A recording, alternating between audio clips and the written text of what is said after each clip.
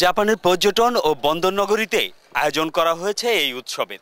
আর এই উৎসবের মাধ্যমে বাংলাদেশের কৃষ্টি ও সংস্কৃতির সঙ্গেই জাপানিরা নতুন করে পরিচিত হবেন না, সেই সঙ্গে জাপানি সহ অন্যান্য দেশের ব্যবসায়ীরাও আগ্রহী হবে বাংলাদেশের বিনিয়োগ করতে।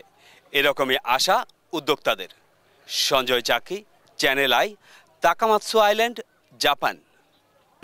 জাপানের এই দ্বীপ শহরে এই উৎসবের আয়োজন প্রবাসী বাংলাদেশিদের মতো জাপানিদের মধ্যেও ব্যাপক আগ্রহ তৈরি করেছে। দুই দেশের মানুষই মনে করছেন এই উৎসবের মাধ্যমে দুই দেশের সম্পর্ক আরও জোরদার হবে, যার প্রভাব পড়বে ভবিষ্যতে অর্থনীতিতেও। সঞ্জয় চাকি, channel I, তাকামাৎসু island, Japan.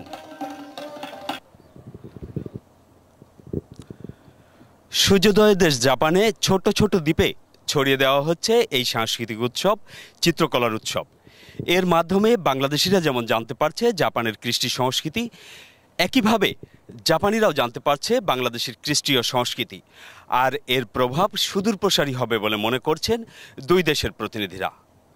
Sanjay চাকি, চ্যানেল আই, নাওশিমা আইল্যান্ড, জাপান।